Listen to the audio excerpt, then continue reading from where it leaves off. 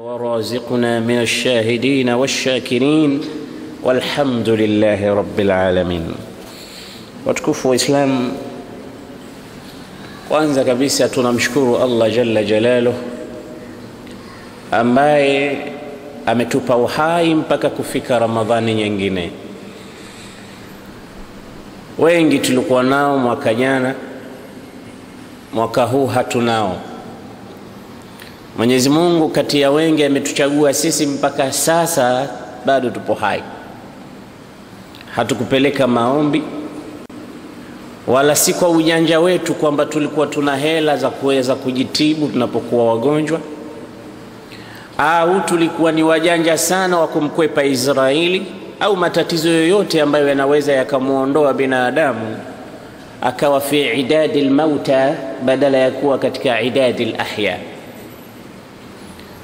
Kwa hiyo ni juu yetu kabisa kwa lazima kuzirudisha shukrani kwa Mwenyezi Mungu aliyetuweka hai mpaka kufika sasa. Huenda ikawa ni sababu ya Ramadhani kukutana na Ramadhani nyingine, tukasamehewa makosa yetu yaliyokuwa kati ya Ramadhani mpaka Ramadhani nyingine, kwani Allah ni mwenye kufuta na kuacha anayoyataka miongoni mwa yale aliyoyaandika. Na Bwana Mtume anasema, Ramadhanu ila Ramadhana kafaratun lima bainahuma idha jitunibatil kabair. Kutoka Ramadhani iliyopita mpaka Ramadhani nyingine ni kifutio cha madhambi iwapo mtu atajiepusha na mambo machafu. Kabla ya kuingia katika darsa ambayo tumepanga kuingia, ni kawaida yetu kidogo kugusia fadhila za saumu, alafu baadaye tutaingia katika darsa tuliyoikusudia. Kwa sababu tumeshaingia katika siku za fadhila na mwezi mtukufu wa Ramadhan, ni vyema mtu akatambua kwamba katika suala zima la kufunga kuna faida zifuatazo. Miongoni mwa faida ambazo anazipata mwenye kufunga,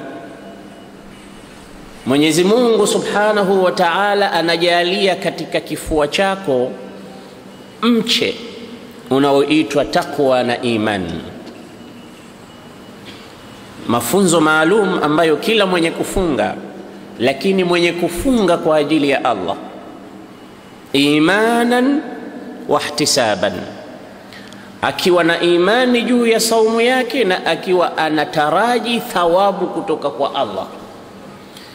Saumu aina hii huleta matunda yanayoitwa taqwa.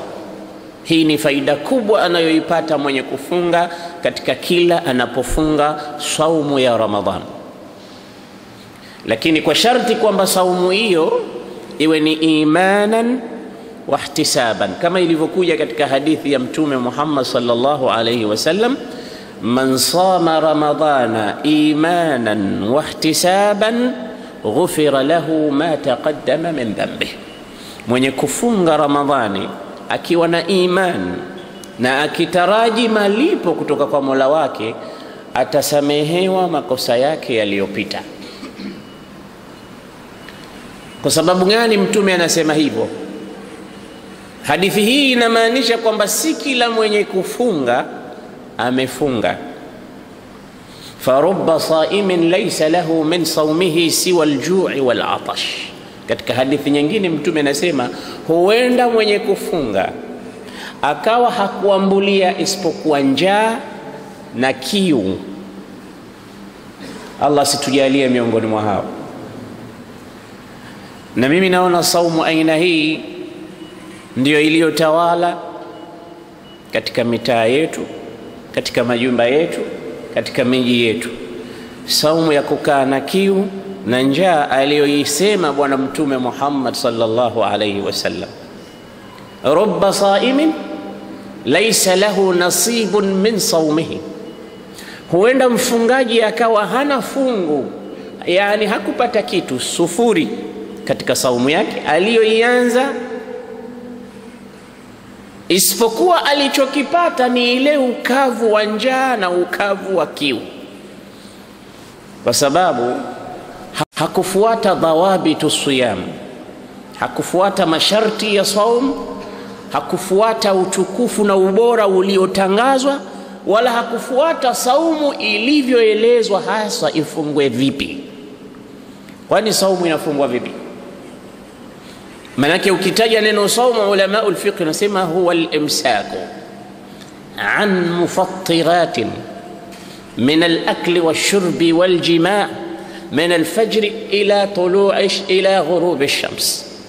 Wanachuoni wa fiqh wakisema saum maana yake ni kujizuia chakula na kujizuia kinywaji na kujizuia matamanio kuanzia alfajiri mpaka magharibi, ndio maana ya saum. Kwa hiyo unapofanya hivyo ina maana umefunga. Kwani huyu mwenye kukaa na njaa na kiu huwa amefanya nini? Si amejizuia na funga, amejizuia na chakula, amejizuia na kinywaji, amejizuia na matamanio. Yani maana kwamba nyumbani kwake hafanyi tendo la ndoa na mkewe, chakula mpaka magharibi na kinywaji vile vile. Mbona hakuambulia kitu isipokuwa njaa na kiu? Ulama wakasema, miongoni mwa hao ni Abu Hazim, anasema kuna kitu kinaitwa saumul jawarih, saumu ya viungo. Saumu ya viungo. Idha sumta, utakapofunga wewe, faltasum ainak, na macho yako pia yafunge. Waltasum udhunak, na masikio yako pia yafunge. Waliyasum qalbuk, na moyo wako ufunge. Waltasum yadaka wa rijlak wa jami'u jawarihik, miguu yako, mikono yako na viungo vyako vyote vinatakiwa vifunge. Usifunge tu kula na kunywa na jimaa, unatakiwa hata viungo vyako, macho, mikono, masikio, zote hizi ziingize katika saumu. Mdomo pia unafunga, na kufunga kwa mdomo kwamba tula nahari, usiseme watu, alghiba, usisengenye, usitie watu aibu, usiwatete, usiwafanyie usabasi, namima, kuchukua maneno ya pale kupeleka pale ukagombanisha. Zote hizi Abu Hazim amezitaja kwamba ni dhunubun yuftirna saim, ni madhambi ambayo huivunja saumu ya mtu, bali huivunja na kuifanya haipo kabisa. Sasa unapofunga kwa kula tu, ukaacha chakula, ufika magharibi ukasema alhamdulillah, saumu yangu leo imekubaliwa au ilikuwa nzuri. Lakini je, mdomo ulifunga kuwasengenya watu? Je, masikio yalifunga kukaa ukasikiliza aibu za watu? Je, macho yalifunga kutizama katika kile ambacho kinachopita kikawa ni chenye kuingia katika fikra zako na moyo wako kisiharibu saumu yako? Je, mikono ilifunga na miguu nayo na moyo wako na viungo vyako vinginevyo? Kwa saumul jawarih ni kitu ambacho hakipatikani mara nyingi sana kwa wafungaji. Kwa inapopatikana takwa, hii takwa hufanya mdomo ukaelekea kule ambako Mwenyezi Mungu anataka uelekee, na mikono na moyo na masikio na ulimi na viungo vyote vingine ikapatikana kitu kinachoitwa takwa.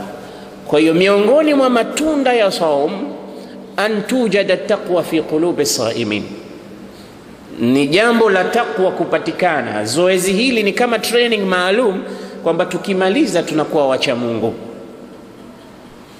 Faida ya pili inayopatikana katika saum, arrahmatu fil qulub washafaqatu lilfuqara'i walmasakin, ni huruma katika nyoyo za wenye kufunga na kuwaonea imani wale ambao hawajiwezi miongoni mwa mafukara na maskini. Kwa sababu zoezi la kufunga linakufanya wewe uwatambue hali zao wale ambao hawana cha kutia mdomo.